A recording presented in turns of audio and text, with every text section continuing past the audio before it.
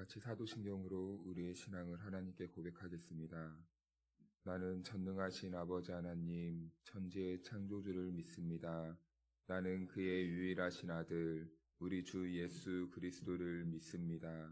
그는 성령으로 잉태되어 동정녀 마리아에게서 나시고 본디오 빌라도에게 고난을 받아 십자가에 못 박혀 죽으시고 장사된 지 사흘 만에 죽은 자 가운데서 다시 살아나셨으며 하늘에 오르시어 전능하신 아버지 하나님 우편에 앉아 계시다가 거기로부터 살아있는 자와 죽은 자를 심판하러 오십니다.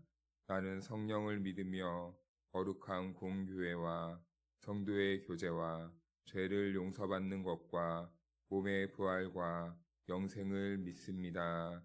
아멘. 찬송가 438장.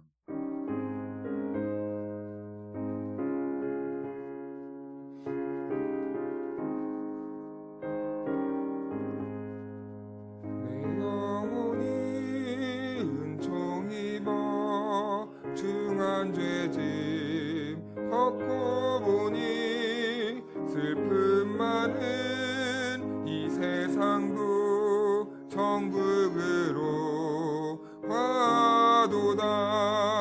할렐루야 찬양하세.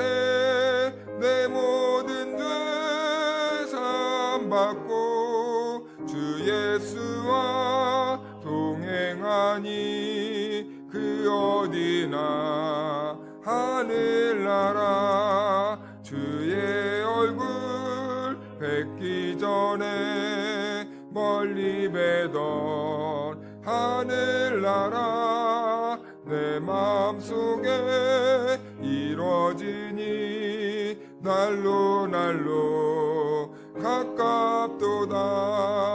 할렐루야.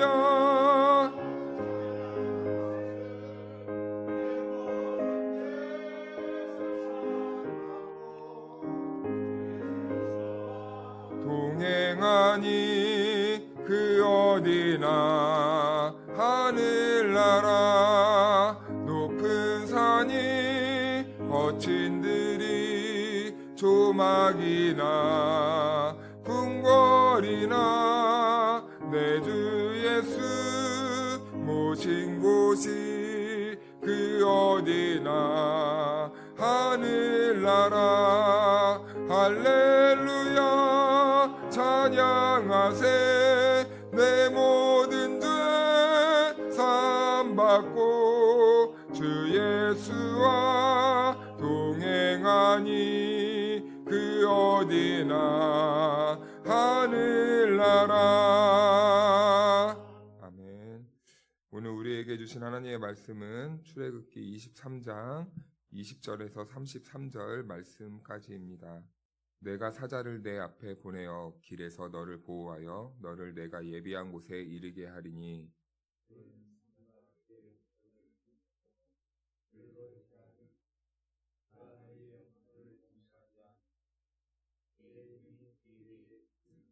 네가 그의 목소리를 청종하고 내 모든 말대로 행하면 내가 내 원수에게 원수가 되고 내 대적에게 대적이 될지라.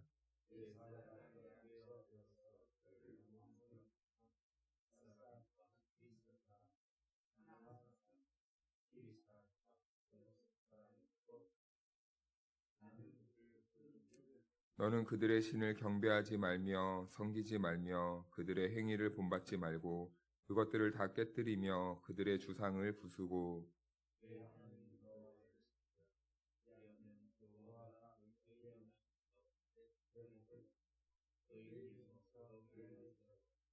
내 나라에 낙태하는 자가 없고 임신하지 못하는 자가 없을 것이라. 내가 너의 날수를 채우리라.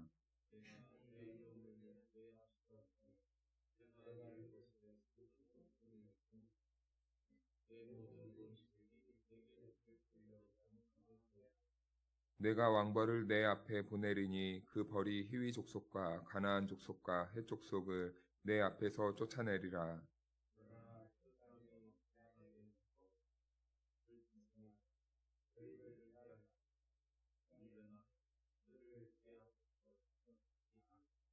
내가 번성하여 그 땅을 기업으로 얻을 때까지 내가 그들을 내 앞에서 조금씩 쫓아내리라.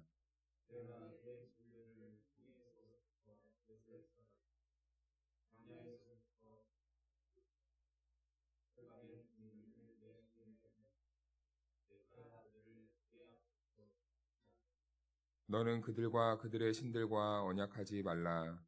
그들이 내 땅에 머무르지 못할 것은 그들이 너를 내게 범죄하게 할까 두려움이라. 내가 그들의 신을 섬기면 그것이 너의 올무가 되리라. 아멘. 할렐루야. 네, 하나님의 은혜와 평강이 우리 모두에게 함께하기를 축복합니다. 네, 오늘은 우리가 20절부터 읽었지만 1절의 내용부터 간단하게 그 말씀들을 설명하면 하나님께서는 이스라엘 백성들에게 너희가 나그네였다라는 것을 잊지 말아라 라는 뜻으로 말씀을 합니다. 그래서 이스라엘이 가나안에 들어가면 그 가나안 땅의 거류민과 그리고 그 이웃들에게 하나님의 백성답게 살아야 하는 원리를 지금 가르쳐주고 있는 말씀인 것이죠. 그리고 10절과 11절 보면요. 6해 동안 농사를 지어서 소산을 거둡니다. 그리고 7째 해에는 거두지 말라고 하십니다. 왜냐하면 들짐승들과 그리고 나그네 이런 사람들이 먹어야 하기 때문입니다. 즉 여기에서의 초점은요. 그 땅에서 생산되는 모든 곡식과 열매는 하나님이 주시고 하나님이 주셨다라는 것을 기억하게 하기 위한 하나님의 하나의 장치였던 것입니다. 물론 이것을 통해서 사회적인 약자를 돌보고 모든 피조세계 이 동물들이 함께 누려야 한다는 것을 말씀하는 것도 있지만 결과적으로는 하나님께서 그 땅에 들어갔을 때 너희가 그 얻는 것을 누구를 통해 얻게 되고 그리고 누가 주신다는 것인지를 이 7째 해에 쉬게 하심으로써 그들에게 이 음식을 먹고 누리게 하는 그 하나님의 그 은혜를 경험하게 하는 것이죠. 그리고 이어서 나오는 말씀이 3가지의 절기가 나옵니다. 무교절이 나오는데요. 무교절은 유월절과 연관되어 있죠. 그래서 하나님께서 구원하셨다는 것을 말씀해 주는 것이고 그리고 맥추절이 나오는데 첫 열매를 거두는 날입니다. 그래서 이 절기는 광야가 아닌 이 가나안에서부터 지켜야 하는 절기라는 것을 알게 됩니다.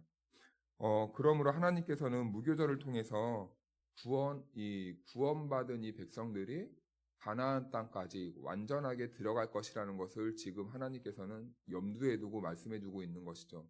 그래서 이스라엘 백성들은 구원받아서 가나안까지 인도하시는 그 하나님의 보호, 그 하나님의 완전한 말씀의 성취가 이루어질 것이라는 그 약속을 확실하게 믿을 수 있는 것입니다.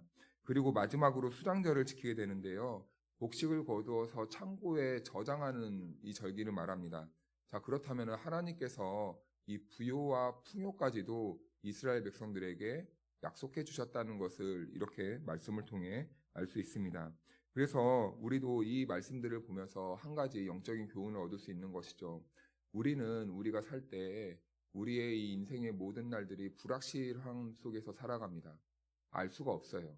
우리는 내일 일이 어떻게 될지도 모르고 오늘 하루의 삶에서도 우리의 인생에 어떤 일이 벌어질지 모릅니다. 그런데 우리는 한 가지 확실한 것이 하나 있죠. 우리의 인생은 누가 주도하시고 누가 이끄시고 누가 책임져 주시고 누가 먹여주시고 누가 우리들에게 모든 부요와 풍요를 허락해 주시는가? 바로 하나님 아버지다라는 것입니다. 그러므로 사랑하는 여러분, 오늘도 우리는 하나님의 종으로 부름받았습니다. 그러므로 우리는 하나님께 나의 모든 삶을 의지하고 의탁하는 삶을 살아갈 때에 하나님께서 모든 것을 채워주실 줄로 믿습니다. 그래서 20절 말씀을 보면요. 이런 말씀이 있습니다. 내가 사자를 네 앞에서 보낸다 말씀하십니다.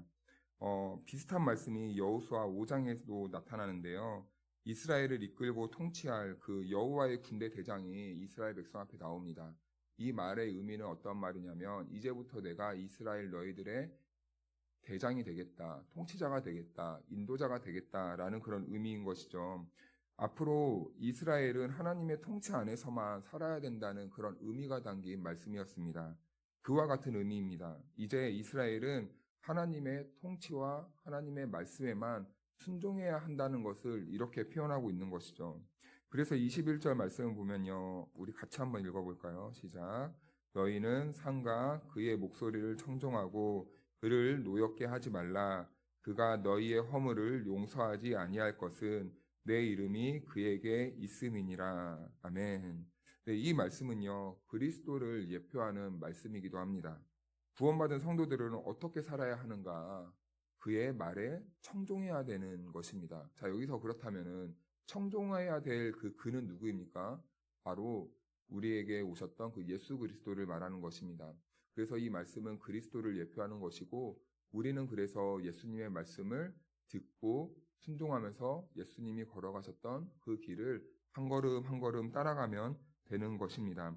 그것이 성도가 하나님의 통치 안에서 사는 삶의 원리라는 것입니다. 네, 저와 여러분 모두가 예수님이 걸어가신 그 길을 믿음으로 순종하며 걸어갈 수 있기를 바랍니다. 그래서 23절 말씀을 보면요, 하나님께서 놀라운 말씀 하나를 해주십니다. 내 사자가 내 앞서 가서 너를 아모리 사람과 해쪽 속과 브리스 사람과 가나안 사람과 히윗 사람과 여부스 사람에게로 인도하고 나는 그들을 끊으리니. 아멘. 하나님께서 한마디로 너희들보다 앞서가셔서 너희 앞에 있는 그 가나안을 몰아내신다라는 이러한 말씀의 의미입니다. 그러므로 우리가 하는 일은요, 하나님의 그 통치에 순종하는 일만 하는 것입니다. 왜요? 하나님께서는 우리보다 앞서가셔서 우리가 두려워하고 우리가 해야 될 것만 같은 그 일 모두를 이미 하나님께서 해 놓으셨기 때문입니다. 그래서 우리는 순종함으로써 하나님이 하시는 일을 경험할 수 있게 되는 것이죠. 하나님은 이스라엘 백성들을 광야에서 끊임없이 훈련하셨습니다. 낮에는 구름 기둥으로, 밤에는 불 기둥으로, 그 구름 기둥과 불 기둥이 일어나서 가면은 이스라엘 백성들은 거두절미하고 하던 일을 다 멈추고 하나님의 그 기둥들을 따라서 광야길을 행진해야만 했습니다. 이것은 무슨 의미를 담고 있는 내용입니까? 하나님의 말씀에 하나님의 뜻이라면 이스라엘 백성들은 어떠한 상황 속에서든 어떠한 일을 하고 있어도 모든 것들을 다 멈춰내고 하나님이 가시는 그 길을 따라서 순종하며 걸어가야 된다는 것을 의미하고 있는 것이죠. 우리도 마찬가지입니다. 우리도 하나님이 먼저 앞서가신 그 길을 우리는 따라가면 되는 것입니다. 우리가 해야 될 것만 같은 그런 일처럼 느껴질 때가 있습니다. 그런데 실상은 우리가 하는 게 아닙니다. 하나님께서는 이미 다 해놓으셨고 우리는 따라감으로써 하나님이 하실 일을 목도하고 바라보면서 순종하면 되는 것이죠. 그래서 우리의 삶에도요, 실전 훈련이 있어야 됩니다. 들은 말씀을 기회가 있을 때마다 우리는 순종할 수 있어야 돼요. 말씀을 들으면 그리고 말씀의 은혜를 받으면요, 우리는 내 안에 가두어 놓는 게 아니라 하루라는 시간과 이 공간 속에서 하나님은 반드시 우리가 실천할 수 있는 그 무대를 열어두십니다. 그럴 때 우리는 순종하는 자가 되어서 하나님의 말씀에 순종할 수 있어야 되는 것이죠. 그런데 우리는 그 말씀에 순종하려고 할 때 머뭇거리는 이유가 무엇입니까? 첫 번째는 손해볼 것만 같기 때문이에요. 내가 이렇게 하면은 내가 괜히 다른 사람들보다 손해볼 것만 같습니다. 그리고 두 번째는 또 한편으로는 우리들에게 두려움이 몰려오기 때문입니다. 그런데 여러분, 우리는 그럴 필요가 없습니다. 왜냐하면 하나님께서는요, 우리보다 앞서가셨기 때문입니다. 우리보다 앞서가셔서 우리가 걸어가야 될 그 길을 이미 열어두셨고, 우리가 싸워야만 할 것 같은 그 대적들을 이미 다 물리치시고 승리해 놓으셨기 때문입니다. 그러니까 이미 우리는 하나님께서 하신 모든 일들 앞에서 우리는 열매만 그냥 따먹으면 되는 거예요. 그것이 우리가 해야 되는 것입니다. 그래서 우리가 우리 안에서 그 삶을 살기 위해선 반드시 전제되어야 될 것이 있는데요. 바로 하나님을 하나님으로 인정하고 하나님을 하나님으로 우리가 믿는 것입니다. 그럴 때에만 우리가 하나님의 말씀 앞에서 우리가 하나님이 행하실 것을 믿고 우리의 삶 속에서 그런 순종의 열매를 거둬낼 수 있는 것이겠죠. 그래서 30절 말씀을 보면요, 신앙생활의 원리가 되는 중요한 문장 하나가 더 있는데요. 네 앞에서 조금씩 쫓아내리라. 이렇게 하나님께서는 말씀하십니다. 우리에게 어떠한 문제가 생겼을 때 우리의 이 조급한 마음은요, 항상 하나님께서 단번에 한 번에 하루속히 모든 문제들을 다 해결해 주시기를 원합니다. 그런데요, 그렇지 않다라는 것이죠. 하나님께서는요, 우리의 모든 인생 가운데 보편적으로는 한 번에 해결하시는 분이 아니라 조금씩 조금씩 길을 열어가시면서 인도해 가시는 것입니다. 그 이유는 무엇인가? 그 이유는요, 하나님 때문이 아니라요, 우리를 향한 하나님의 배려심이라는 거죠. 우리를 하나님이 배려하신다는 겁니다. 하나님은 우리를 인도해 가실 때 하나님의 수준과 하나님의 눈높이가 아니라 우리의 수준에 맞춰서 하나님께서는 한 걸음 한 걸음 인도해 가시는 것이죠. 우리도 자녀를 다 이렇게 일반적으로 해서 낳아 보셨을 것입니다. 그러면 자녀들이 처음에 자라면서 걸음마를 하기 시작합니다. 그러면은 어떤 부모가 그 아이를 바라보면서 너는 걷는데 소질이 있구나. 달리기도 잘하겠다. 자, 우리 뛰자 하는 부모는 한 명도 없습니다. 차근차근 걸음마부터 장성해서 달릴 수 있을 때까지 잘 먹이고 보살피고 건강을 챙기고 운동을 시켜가면서 그 아이가 자랄 수 있도록 한 걸음 한 걸음 인도해 가는 것이죠. 그와 마찬가지입니다. 하나님은 우리가 조금씩 조금씩 순종할 수 있도록 배려해 주시고 기다려 주시고 인내해 주시고 이끌어 주시면서 우리를 이끌어 주시는 분이죠. 이와 같이 우리들의 이 성화의 문제도 마찬가지입니다. 성화란 도덕적인 수양이 쌓아져서 내 인품이 달라지는 것이 아니죠. 그것은 성화라고 하지 않습니다. 성화란 내가 넘어지고 내가 넘어졌을 때, 내가 좌절됐을 때, 나에게 어떠한 문제가 생겼을 때 그때에도 하나님을 오롯이 바라보는 태도가 성화로 나아가는 길입니다. 그래서 우리의 성도의 삶과 신앙의 변화는 오롯이 우리가 그리스도를 바라보고 그리스도 안에 있을 때 우리가 그리스도의 능력과 그리스도의 인도하심 가운데에서 우리가 그리스도의 장성한 분량까지 조금씩 조금씩 자라가는 것이죠. 내 힘과 노력이 아닙니다. 그래서 우리 가정이 어려움을 만나도 내 인생에 좌절의 순간이 찾아와도 그리고 우리가 때때로는 죽음의 질병 앞에 있어도 우리가 그때에도 그럼에도 불구하고 하나님을 바라보는 것, 우리가 하나님 안에 거하려고 하는 삶, 우리가 하나님만 붙잡는 삶, 그러한 삶으로, 그러한 믿음으로 살아갈 때 하나님께서는 우리 안에서 역사하시고 우리 안에 그리스도의 장성한 분량까지 자랄 수 있는 그러한 삶으로 인도해 가시는 것이죠. 이것이 바로 성화입니다. 그래서 결국 우리의 신앙생활은요, 하나님의 은혜를 매일매일 경험하는 삶이 되어야 하는 것입니다. 그래서 하루의 일과를 마치고 우리가 머리에 이 베개를 살펴시 될 때, 모든 하루의 일과를 마치고 우리가 잠자리에 누울 때 우리는 나도 모르는 사이 무의식적으로 이렇게 고백할 수 있어야 됩니다. 주님, 오늘 하루도 주님의 은혜 때문에 살았습니다. 너무 감사합니다.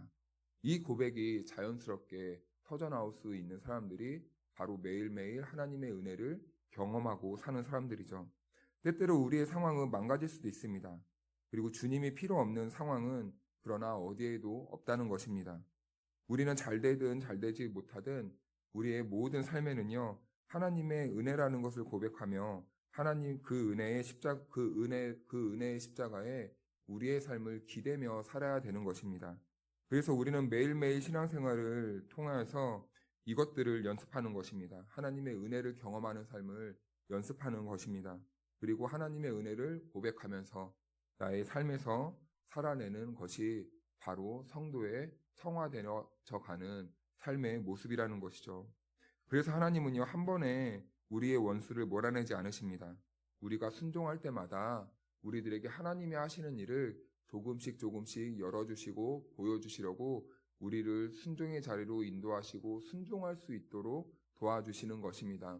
사랑하는 성도 여러분, 하나님께서는 오늘도 저와 여러분들을 이 자리로 부르셨고 또 이 자리를 시작으로 이제는 우리를 세상이라는 공간 속에, 가정이라는 공간 속에, 이웃과의 사이라는 공간 속에, 나의 직장이라는 공간 속에 보내실 것입니다.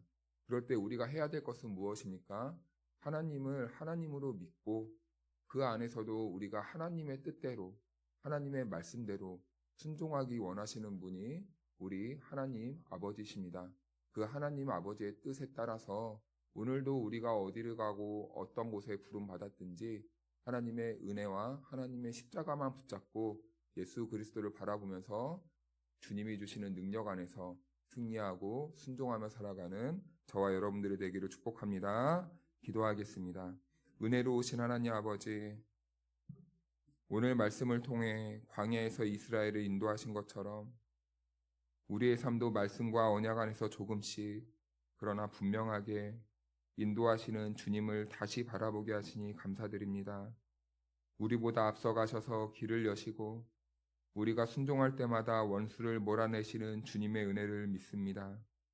주님 하루의 순간순간마다 우리가 십자가만 붙잡게 하시고 잘 될 때도 어려울 때도 모든 것이 하나님의 은혜임을 고백하며 살아가는 우리들의 신앙의 삶이 되게 허락하여 주시옵소서. 오늘도 주의 통치 아래 머물며 순종의 한 걸음을 내딛게 하시고 주님의 능력으로 승리하는 하루가 되게 하옵소서. 예수님의 이름으로 기도하옵나이다. 아멘.